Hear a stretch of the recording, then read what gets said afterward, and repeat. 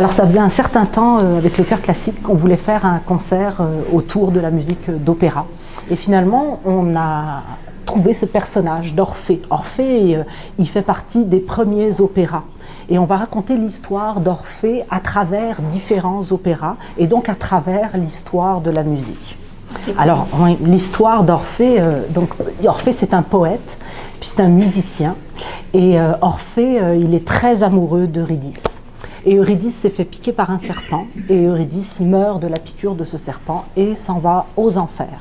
Et Orphée a la chance de pouvoir sauver Eurydice et pouvoir la ramener des enfers. Pour ça, il y a une seule condition, c'est que sur le chemin du retour, il ne se retourne pas pour regarder Eurydice, mais il continue d'aller de l'avant, il continue de regarder en avant.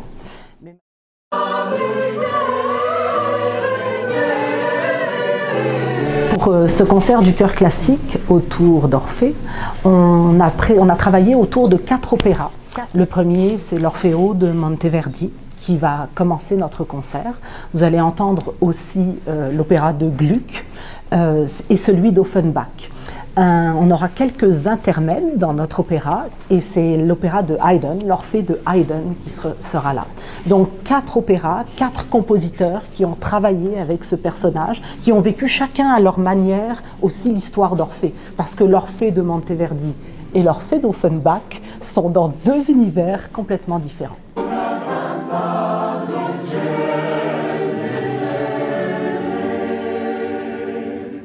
Monter un opéra, on a besoin d'une histoire. Un opéra, c'est une histoire. Et l'histoire, elle est écrite par le librettiste. Avec nos 4 opéras, on a dû reconstituer une histoire. Et c'est Laurentin Lévesque, un chanteur de notre chœur, qui a réalisé le livret de notre opéra.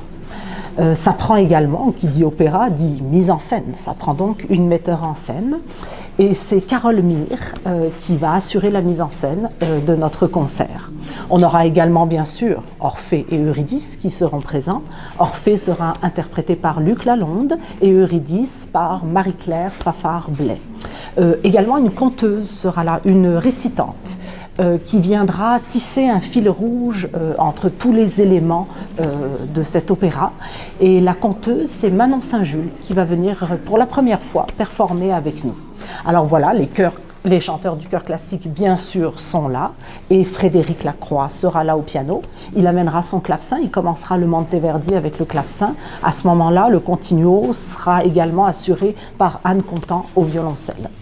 Alors voilà, une grande équipe mobilisée pour vous accueillir. On est très impatients de vous faire entendre ce concert.